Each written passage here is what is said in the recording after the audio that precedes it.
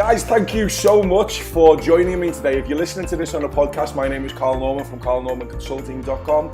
I'm joined today by David Chamberlain. If you're watching this on my YouTube channel as well, guys, welcome. I wanted to introduce David to you because we've been speaking over the last couple of weeks, and I was really interested in his insight on how he got involved in not just the business that I'm involved in now, and he's obviously joined in, but the fact of his background. We've had many a chat and just finding out that this guy's got so many strings to his bows. And for me, it was like thinking, okay, how and why are you involved in this business? What really attracted to you? So guys, just want to introduce David to you. David, welcome. How are you, sir? Thank you. Very well. It's what I like to hear. Just 1 second. Look, you know these live things are great. And it's okay, we'll keep going, David. I've just got to plug in the electricity there. I've put 50 pence in the meter.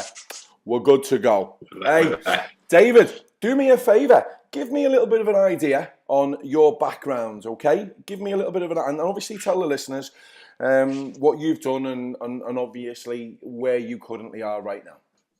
Yeah, no, absolutely. So, background originally from lovely sunny Devon in the southwest of England. Lovely part of the world. Lovely part of the world. So, academics-wise, I studied sports science up at Loughborough University. Okay. Graduated, wasn't quite sure what to do.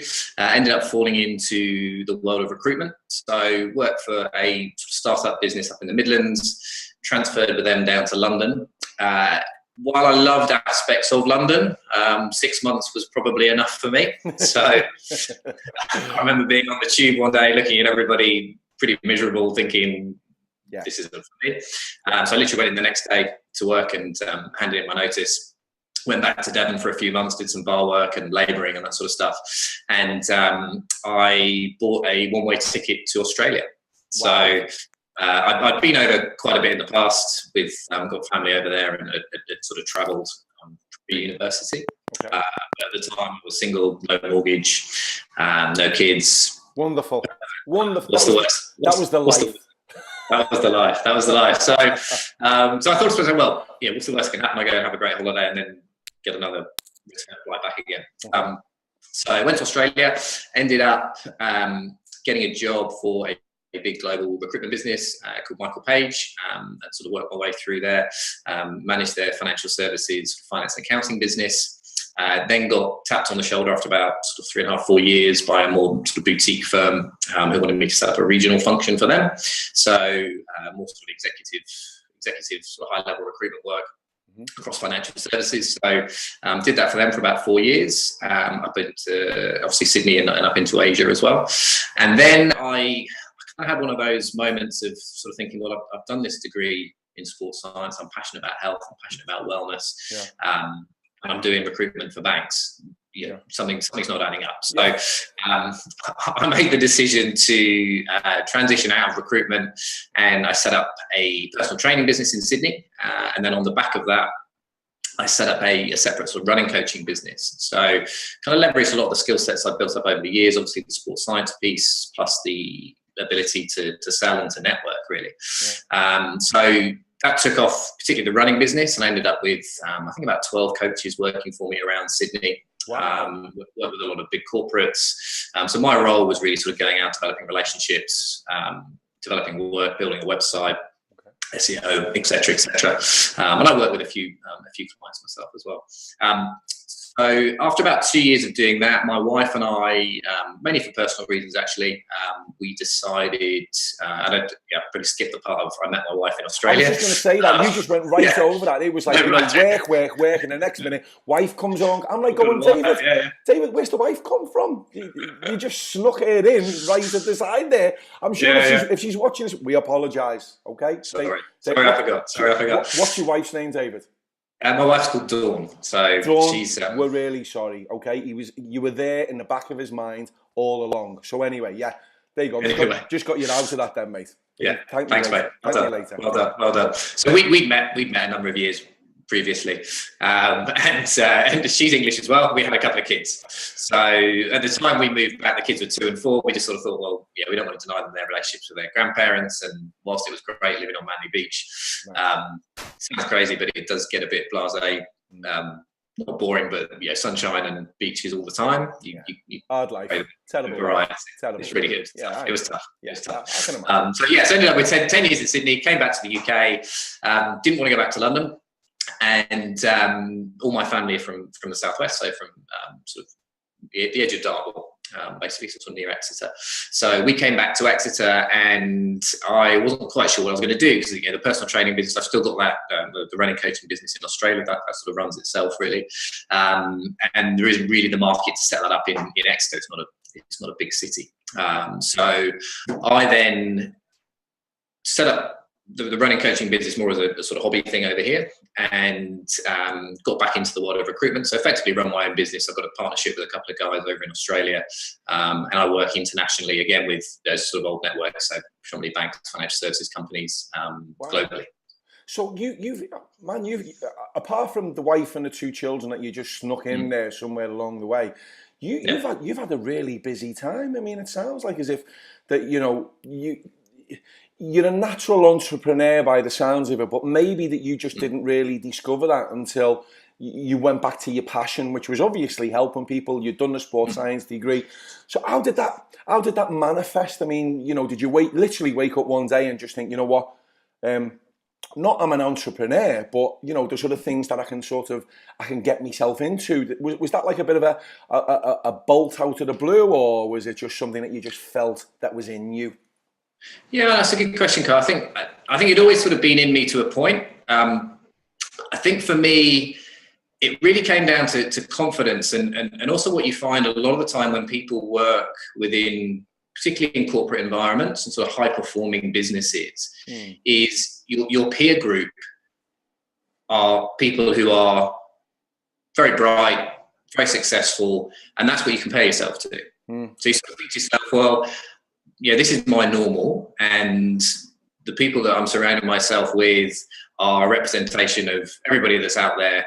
And for me to be successful, I need to be within this structure, within this formal structure of a big corporate environment with the infrastructure and the training and the brand and everything else that comes with it. I think what I was able to do, and I was fortunate because my wife, she was working a job that was paying good money, so in a position to be able to set up the personal training business. But as soon as you do that, and as soon as you step outside of, for me, that corporate environment, you suddenly realize all the skills that you've got and the ways in which you can apply those skills. So for me, it was sort of going, well, if I'm going to do that, I want to do it in something that's something I'm passionate about, so health and fitness and wellness, but also something that's leveraging those skills I've developed in that corporate environment. So for me, it's sales, business development, networking, leadership and management, etc., etc. And that's, I think, sort of what got me to it. So for really, it was realizing what's possible out there, acknowledging the skills that you do that one has, and then just finding the best vehicle to realize those skills and realize one's ability. Yeah, no, I think that's absolutely fantastic. And I think what's really important as well is that you've come to a stage in your life whereby, and I don't know whether you've had this realization as powerful maybe as what I have had, is that I've woke up certain days and I've genuinely thought, well, this is crazy, because everything that I've done in my past feels like as if that it's associated to where my future is going to be and currently what I'm doing right now. Did you ever have one of those things where you woke up and thought, my God, I've done my sports science, I've been involved in a recruitment agency, I'm a great networker, I do well with my peers around me, and I feel like people like me, and maybe that the situation that I find myself in now has been no mistake. It's literally things that have just come together because it was meant to be, whether you call it the law of attraction, whatever you say. But the fact is that everything seems to have come together for a purpose. Would that sound fair enough from where you currently are right now? Yeah, absolutely. And it's taken time to get to that point. And I guess in the context of the business that you and I are involved with now. I'm only 35, mate. It took me ages to get to this point. You know what I mean? You're looking good on it. Good on it. Be careful. Right, go on, carry on. I'll let you go. So yeah, it's for me.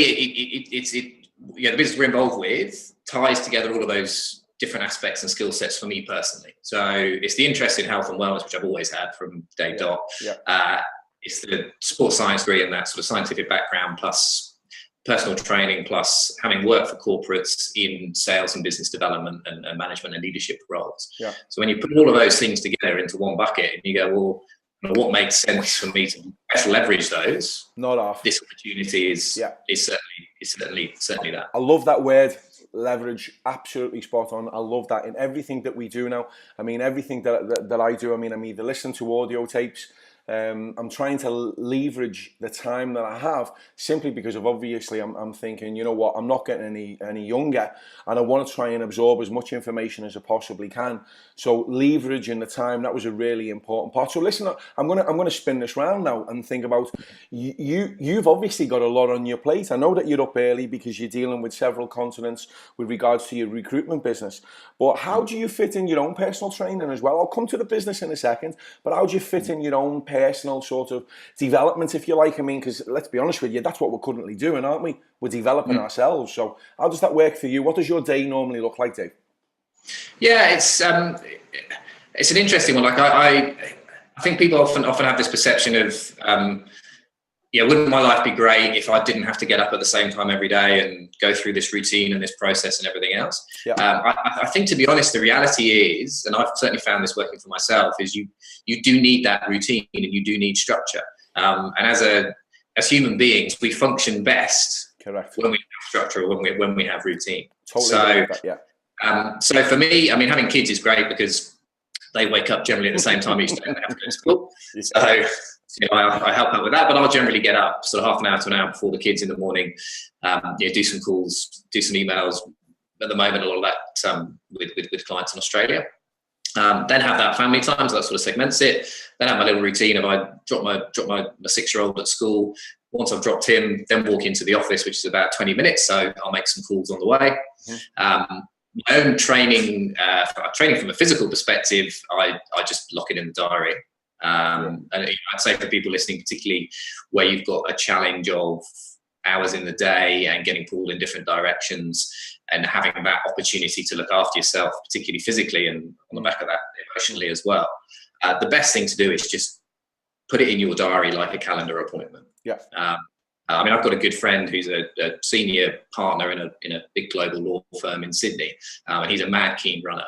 And 4 days a week at lunchtime, he goes out for a run, and it's in his diary.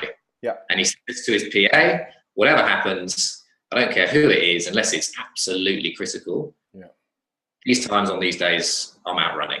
That's incredible. I think that's absolutely brilliant. Because again, the focus is that it's there, it's in a diary. It's for him to see, sort of visually every single day if he looks at his diary and it's there. So that's on board with what you do. Your day will look like, if it's on a certain day, you're doing whatever physical training that you've decided that you're going to do for that day. And what sort of stuff are you looking at when you train? Are you an avid runner, or you go to the gym? Do you do weight, or how does that look, David? Yeah, so a bit of a mixture, really. So in terms of the more formal structured stuff, I do normally three CrossFit sessions a week. Outside of that, I run as well, normally at the weekend. I'm really into my sort of more outdoors-based sports and activities as well. So living where we do, we're pretty blessed with the natural environment around us. So I'll often go out, and last weekend I was down paddleboarding in a lovely place called Bigbury, down on the south coast. This weekend, probably go up to a place called Holden Forest, which is a sort of forestry commission place, which has got heaps of mountain bike tracks. So we'll go up there and getting out in nature, I think is really important. And I also find, to be honest, particularly when I run, or when I'm out on a paddleboard or on a bike, I often come up with my best business ideas. Yes. So for me, being in that natural environment, away from phones and distraction, and like I don't run with my phone. I know some people like to run with music and everything else. Like, I'm going to run with music, I just put it on my old, shows my age, probably my old little iPod shuffle thing. Sort of clip onto your shorts and off you go. So no distractions, but just give you a little bit of headspace. So I'll do that. I also try on a regular basis to meditate as well. Normally in the morning if I can. If not, I'll try and do it in the evening. So there's a great app actually I use called Headspace, which is well worth a look. I've seen that one. I'm not affiliated with Headspace in any way, shape or form, but we will be after this interview. David, that's absolutely fantastic. I just love the fact that there is some structure there, and I think this probably brings me nicely into when we've just recently joined forces with regards to this new company that's coming to the UK, and we're launching on the 15th of May. And I know that you've managed to build a team around you. What actually got you? I mean, I get it from obviously your sports science background. I get it that you're physically fit. I'm presuming that your wife and your kids, they're all in that same sort of headspace with regards to you've nurtured and natured them into the way that your lifestyle is. So therefore they will fit into yours, and you will, you'll guide them and inspire them into obviously the physical fitness world. But looking at what we've just got involved with now with these products that are coming in from the States, what was the decision that made you take that leap? I'd love to know, simply just because I speak to some personal trainers and they're like, whoa, no, I'm not interested. And to be fair, I was the same. I was like thinking, no, for 5 or 6 years, I was just focused on let's do it right. And then I realized that I didn't have the same lifestyle as me, and found it difficult to get that lifestyle. So what actually made you get involved with this? Was it a case of thinking that you could help someone?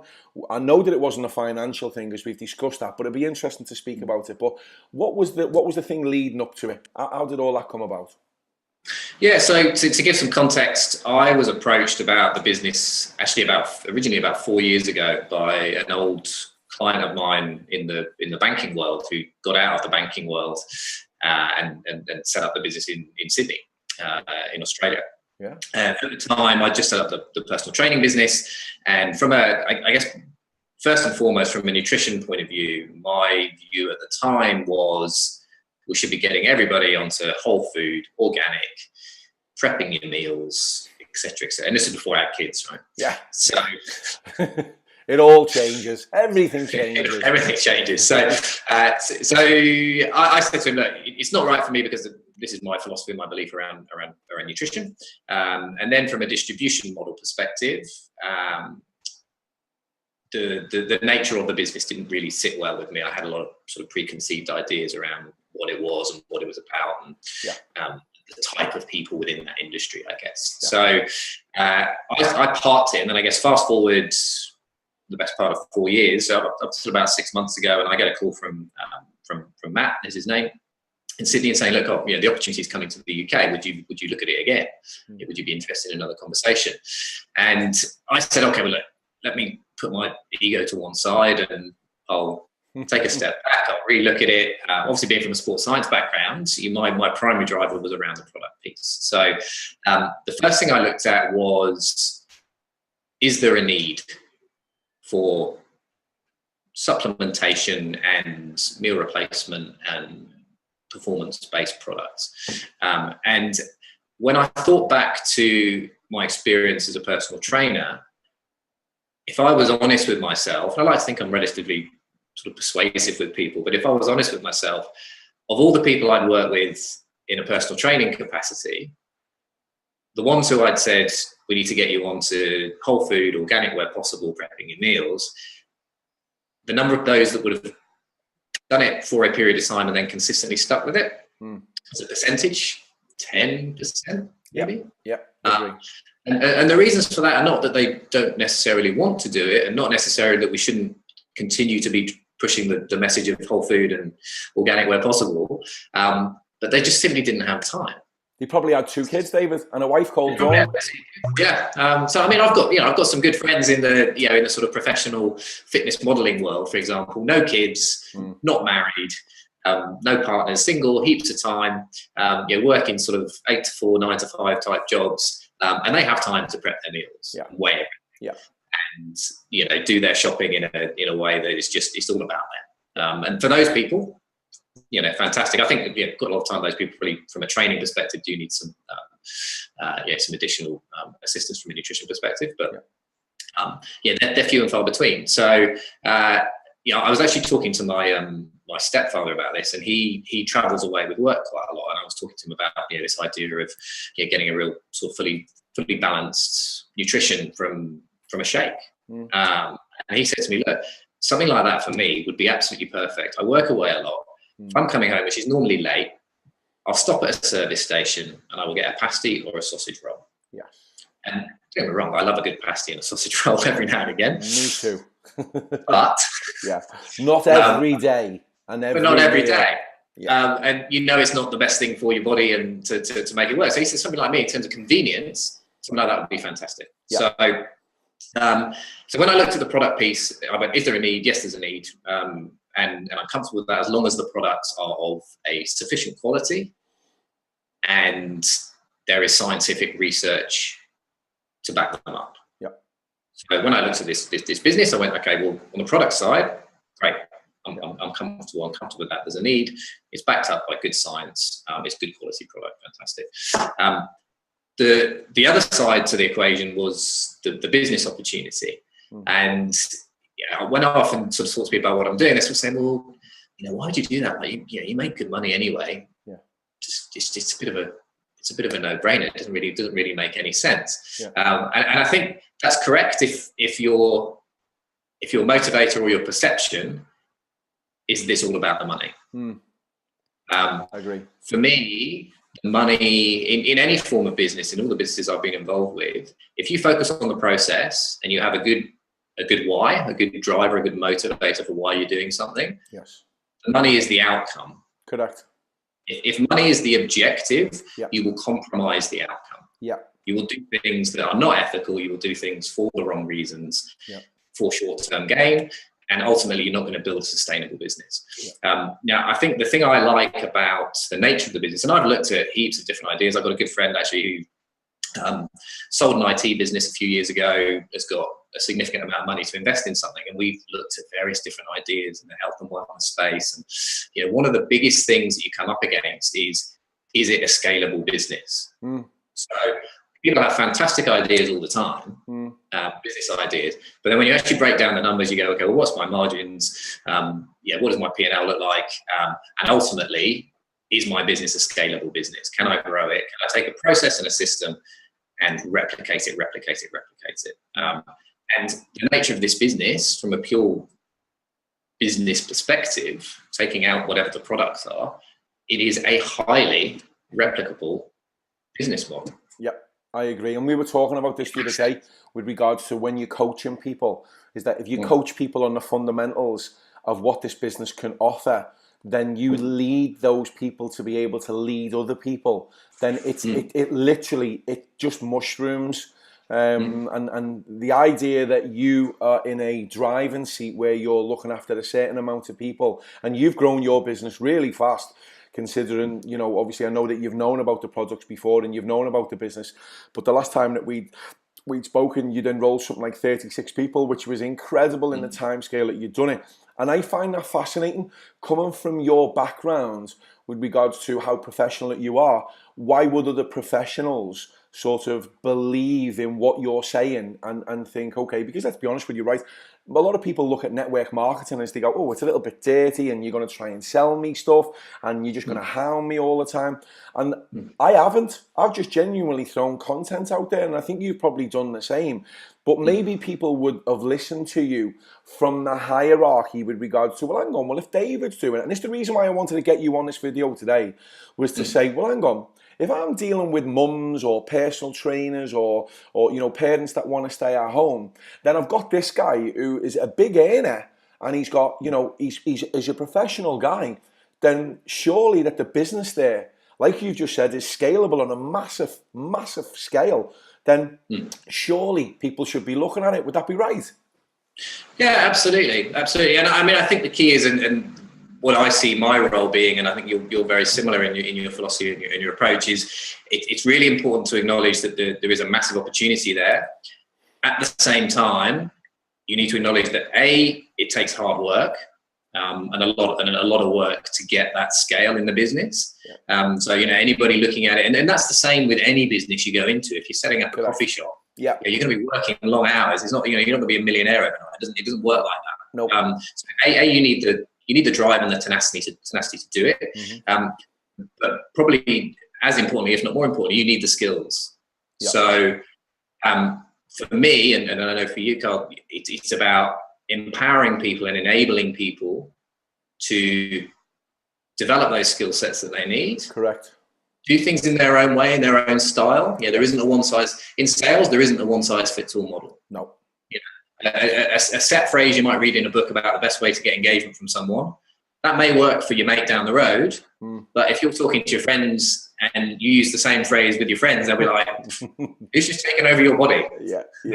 That's not you. You don't say stuff like that. So exactly. you can work out what's your story, what's your energy, what's your pitch, and what's true to you. Ultimately, what's true to you and your value system. So for me, this business really is about contribution. So it's about contributing to people in my team to upskill them to go out and grow and develop their businesses, and then to give them the skills to do the same. And from a financial perspective, and I've got sort of personal targets around revenue for the business itself, but also I have a percentage of the business revenue that's generated that I'm going to give away to charity.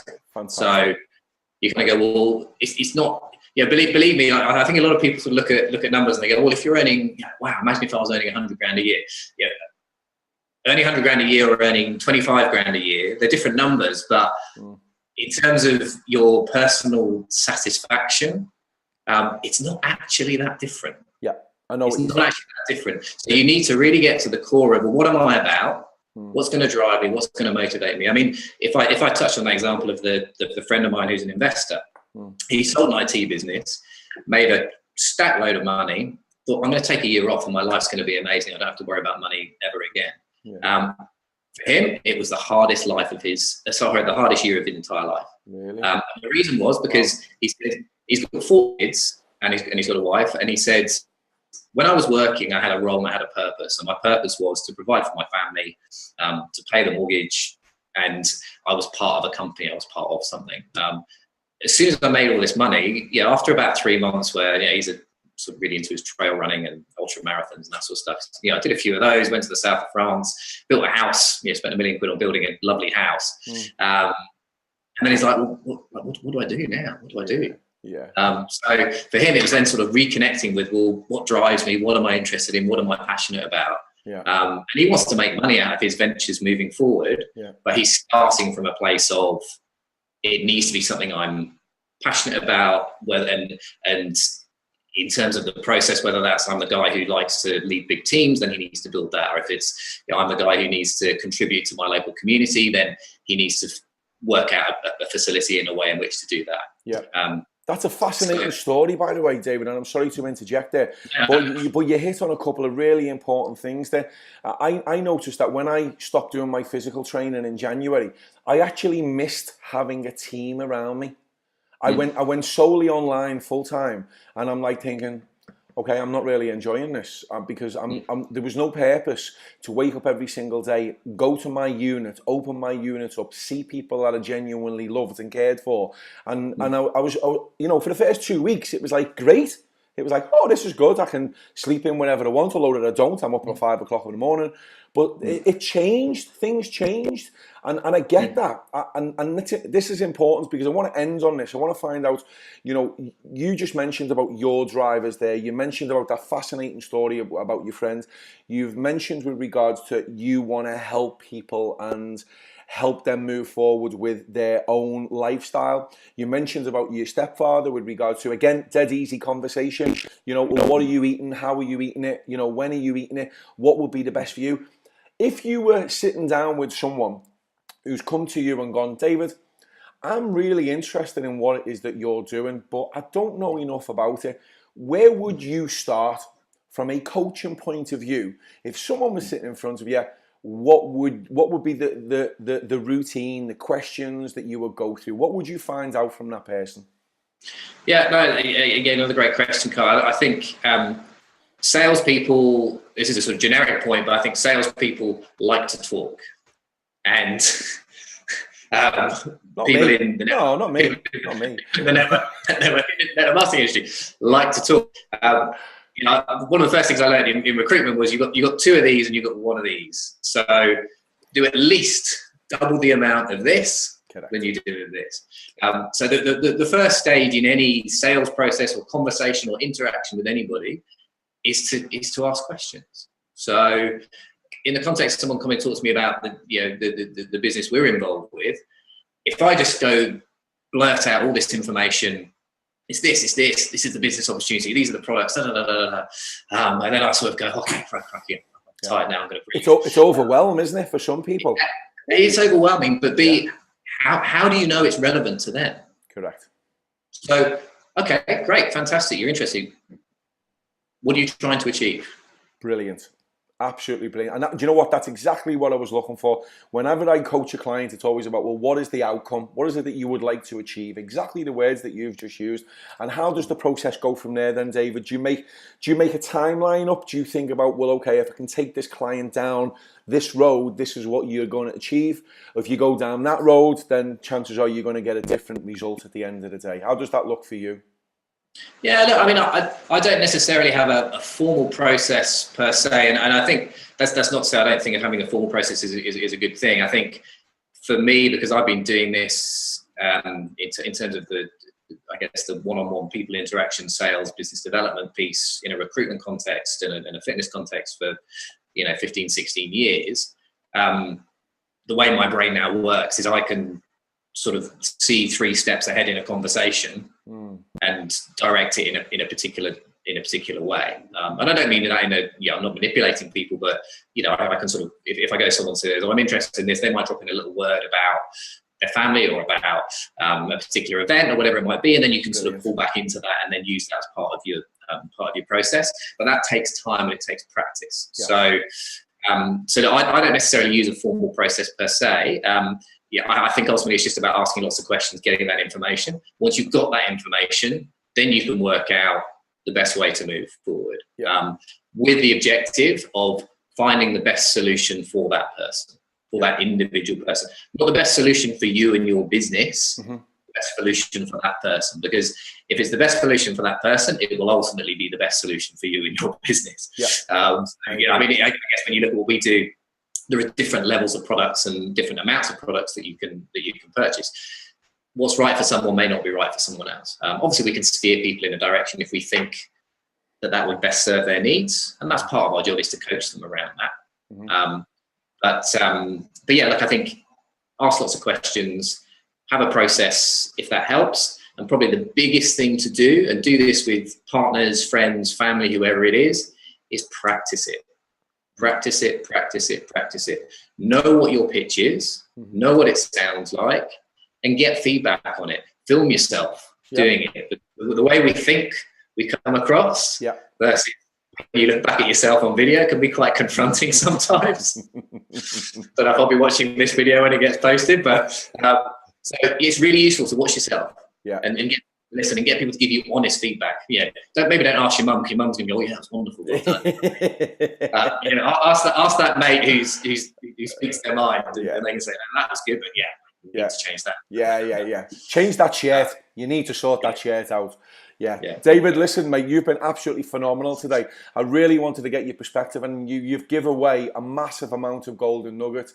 I think when I do interviews with people, I pick up on certain things, and obviously I try and roll with them. And the points that you've made today, and I've tried to pick up on, I think if people do watch this or listen to this on the podcast and then re-listen to it again, we'll pick up a massive amount of information based on obviously your background and how that will help them. Because I believe, again, the reason why I've done these videos and podcasts is to simply help people with their journey. If they're involved in our business, then fantastic, absolutely brilliant. If they're not involved in our business and they're involved in another networking business, then good luck to them. We have a thing in ours, don't we? We say bless them and wish them all the luck in the world. Let them go, let them do what they feel is right. So I hope that when people look back at this video from the perspective that you've brought to this today, that they will gain something from it. Just sort of for the last thing with regards to our business, where do you see this all going? I think at a macro level for the broader business, I mean, the success is phenomenal globally, and the UK is an enormous market and an enormous opportunity. And I think that the philosophies of the company are genuine and are really valuable. And something that I believe in, and I know you do as well, Carl. I think for me personally, there are certain targets that I've set myself around what I want to achieve. It is one of those unique industries where no barriers to entry; anybody can get into it. If you get the right coaching and the right support, and you structure your business in the right way, and you view it as a business, Whether that's working half a day a week on it, or whether that's working full time on it, then there is an enormous opportunity there to see success in whatever form success looks. So that may be financial. Maybe I want to become a millionaire, and you know, for some people that will be the outcome.